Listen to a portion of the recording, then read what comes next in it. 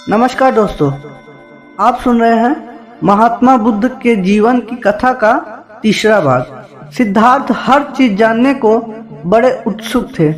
उन्होंने राजा शुद्धोधन से पहली बार महल से बाहर भ्रमण करने की आज्ञा मांगी।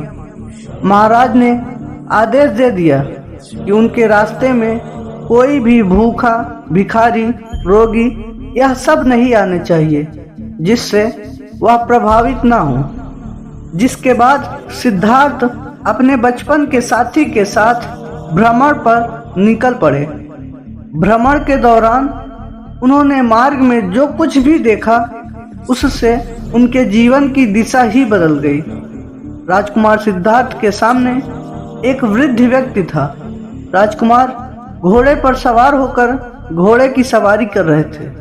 सिद्धार्थ ने छंदक से पूछा, यह कैसा मनुष्य है छंदक? यह इतना झुककर क्यों चल रहा है? बोलो ना छंदक, और यह डंडे के सहारे क्यों चल रहा है? छंदक: राजकुमार, यह व्यक्ति वृद्ध है। राजकुमार: यह वृद्ध क्या होता है? छंदक: राजकुमार, वृद्ध अवस्था में हमारा शरीर दुर्बल हो जाता है, हमारी स्मरण शक्ति कम हो जाती है। यह व्यक्ति जो अभी निकल कर गया है उसका शरीर पहले हमारी तरह ही रहा होगा, परंतु वृद्धावस्था में आते आते उसका शरीर काफी दुर्बल हो गया। राजकुमार: हमारे राज्य में क्या यही एक वृद्ध है? इसके जैसा कोई और नहीं है? छंदक: जो जन्मा है वह वृद्ध भी होगा, यही प्रकृति का नियम है। राजकुमार: तो क्या मैं भी वृद्ध हो जाऊंगा? मैं भी इसके जैसा ही दिखाई देने लगूंगा? छंदक: महाराज, राजा हो या रंक, इस धरती पर जो जन्मा है वह वृद्ध होगा ही होगा, और इस बात से कोई फर्क नहीं पड़ता कि कौन कितने पैसा वाला है, कौन कितना ऐशो आराम वाला है। इस बात को सुनकर राजकुमार बेचैन हो गए। उन्होंने पहली बार कोई वृद्ध देखा, उनसे ऐसी दशा देखी ना गई। उन्होंने तुरंत ही छंदक को आदेश दिया, छंदक, चलो महल वापस चलो। छंदक रथ को वापस महल की तरफ घुमा दिया।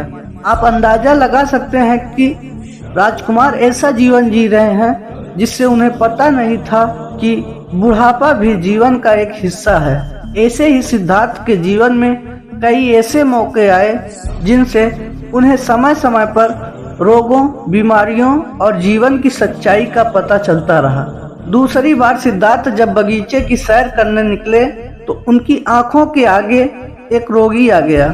उसकी सांस तेजी से चल रही थी, कंधे ढीले पड़ गए थे, पेट फूल गया था। वह दूसरे के सहारे बड़ी मुश्किल से चल रहा था। राजकुमार: यह कौन है छंदक? छंदक: राजकुमार, यह रोगी है। किसी रोग से पीड़ित होने के कारण यह इस तरह लेटा हुआ है। राजकुमार: क्या यह भी प्रकृति का नियम है? छंदक: हाँ, दुनिया में सभी मनुष्य कभी न कभी किसी रोग से पीड़ित हो सकता है। राजकुमार: क्या मुझे भी रोग हो सकता है? छंदक: जी राजकुमार। यह बात जानकर कि वह एक राजकुमार होते हुए भी वह बूढ़े और रोग के शिकार बन सकते हैं, उन्हें बहुत दुख हुआ और हैरानी भी। एक दिन फिर से राजकुमार बगीचे में गए। महल के आसपास राजा ने बहुत कड़ा पहरा लगवा रखा था। उसके बावजूद भी सिद्धार्थ बाहर निकल गए। फिर उनकी नजर पड़ी कि एक व्यक्ति को कुछ लोग कंधे पर उठाकर ले जा रहे थे। वह व्यक्ति सफेद कपड़ों में लिपटा हुआ डोरियों से बंधा था। मरने वाले के संबंधी भी जोर जोर से रो रहे थे। उसकी पत्नी भी बहुत जोर जोर से रो रही थी। राजकुमार: छंदक, यह महिलाएं इतनी जोर जोर से क्यों रो रही हैं? छंदक: जिस व्यक्ति को कपड़े से लपेटकर डोरियों से बांधकर लोग उठाकर चल रहे हैं, यह मर गया है। रोने वाले इसके संबंधी हैं। इसे शमशान में जला दिया जाएगा। यह सुनकर राजकुमार के चेहरे पर गहरी उदासी छा गई। राजकुमार: यह मर क्यों गया है छंदक? छंदक: एक न एक दिन सभी को मरना है, मौत से आज तक कौन बचा है? राजकुमार ने सारथी को रथ लौटाने की आज्ञा दी। राजा ने आज भी सारथी से जल्दी लौट आने के कारण पूछा। सारथी ने सारी बात बता दी। एक के बाद एक रोग मृत्यु की सच्चाई से पाला पड़ने के बाद सिद्धार्थ की जिंदगी में ऐसा मोड़ आया जो सिद्धार्थ के जीवन को बदल कर रख दिया। जीवन मरण से कोई भी पीछा नहीं छुड़ा सकता है, इस बात का अंदाजा सिद्धार्थ को हो गया था। जबकि राजा ने सिद्धार्थ की परवरिश भोग विलास ऐशो आराम के बीच की थी, लेकिन सिद्धार्थ तो इन चीजों के लिए तो बने ही नहीं थे। राजा ने पहरा और बढ़ा दिया। चौथी बार बगीचे में घूमने जाते हुए राजकुमार ने एक सन्यासी को देखा। वह अपने शिष्यों को ज्ञान दे रहे थे। उन्होंने गेरुआ रंग के वस्त्र पहने हुए थे। राजकुमार, छंदक, यह अलग सा दिखने वाला पुरुष कौन है और इन लोगों ने अलग प्रकार के वस्त्र क्यों पहने हैं? छंदक, राजकुमार, यह सन्यासी हैं। यह प्रवचन देते हैं और इन्होंने संसार से अपना नाता तोड़ लिया है, ईश्वर से अपना नाता जोड़ लिया है। इन्हें सांसारिक वेशभूषा से कोई नाता नहीं है।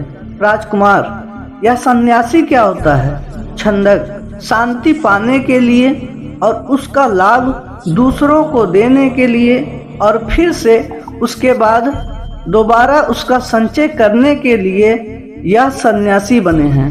अभी सिद्धार्थ का मन वृद्ध, रोग व मृत्यु अवस्था में ही जूझ रहा था कि तभी उनके सामने एक और अवस्था आ गई। सन्यासी में राजकुमार को मुक्ति का रास्ता दिखा। उस दिन सिद्धार्थ ने बगीचे में बहुत चक्कर लगाए। वह राजमहल में लौटकर सोचने लगे, बुढ़ापा, बीमारी और मौत, इन सब से छुटकारा कैसे मिल सकता है? दुखों से बेचैन का क्या उपाय है? मुझे क्या करना चाहिए?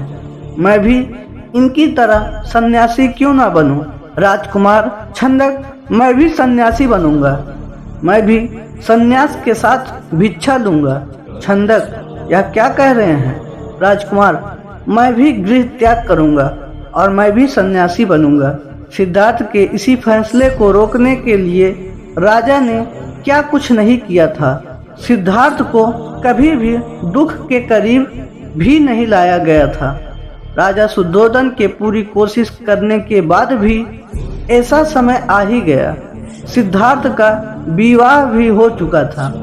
वह अपनी पत्नी से बहुत प्रेम भी करता था और अब सिद्धार्थ का एक बच्चा भी हुआ जिसका नाम राहुल रखा गया था। यह बच्चा शाक्य वंश के लिए बहुत खुशी का लम्हा था। राजा ने पोते की खुशी में बहुत सारे धन, भोजन व कपड़े अपने परिजनों में बांटा। अब राहुल 1 वर्ष का हो गया था। सिद्धार्थ 29 वर्ष के थे। सब कुछ बिल्कुल ठीक चल रहा था, लेकिन सिद्धार्थ बहुत बेचैन रहते थे। उनका सांसारिक जीवन में मन नहीं लग रहा था। उनके मन में विचारों का उफान था। रात के समय सिद्धार्थ चुपचाप उठ खड़े हुए। द्वार पर जाकर उसने पहरेदार से पूछा, कौन हो? तो उत्तर आया कि मैं छंदक हूँ। राजकुमार, एक घोड़ा तैयार करके लाओ। छंदक, जो आज्ञा राजकुमार। यह कहकर छंदक चला गया।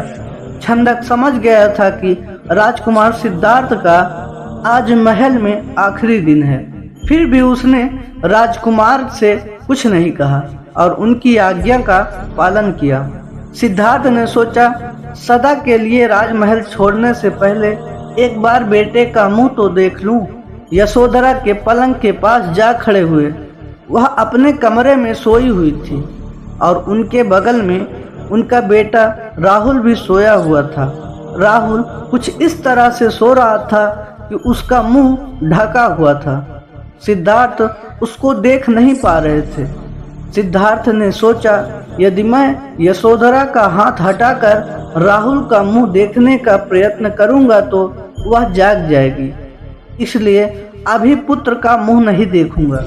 जब ज्ञानवान हो जाऊंगा तब आकर देख लूंगा। इतना कहते ही बाहर से छंदक की आवाज आई, स्वामी मैं आ गया। छंदक एक सुंदर घोड़े के पीठ पर साज सजाकर लौट आया। इस घोड़े का नाम कंथक था। इधर सिद्धार्थ के मन में परेशानी थी कि एक बार यशोधरा से अंतिम विदाई लेनी चाहिए कि नहीं। छंदक वैसे तो आपको देवी को सूचित कर देना चाहिए, वह अपना पत्नी धर्म निभाएंगी जरूर।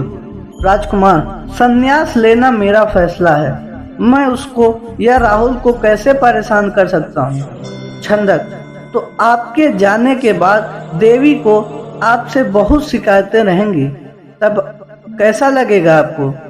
सिद्धार्थ मैं इन सब बंधनों से मुक्त होकर भलाई का मार्ग अपनाना चाहता हूँ, तो मुझे यह सब करना ही होगा। छंदक ठीक है, जैसा आपको उचित लगे। सिद्धार्थ चलो चलते हैं। इतना कहते ही सिद्धार्थ दिल में भारीपन लेकर चल दिए। महल में किसी भी चीज की कमी नहीं थी। क्या महल का भोग विलासी सिद्धार्थ को संन्यास की तरफ प्रेरित कर रहा था। बहुत सारे प्रश्नों को जूझते हुए सिद्धार्थ महल के बाहर निकले और अपने प्रिय घोड़े कंथक पर बैठकर निकल गए। वह आधी रात को ही नगर से बाहर निकल गए।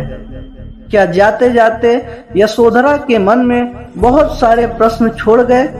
उनके इस निर्णय से बाकी लोगों पर क्या प्रभाव पड़ेगा।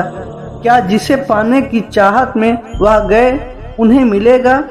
यह सब जानने के लिए अध्याय 4 को जरूर देखें। और यदि वीडियो अच्छी लगी हो तो वीडियो को लाइक कर दें और चैनल को सब्सक्राइब कर लें। जल्द ही हम अध्याय 4 के साथ मिलेंगे। तब तक के लिए नमस्कार, जय हिंद।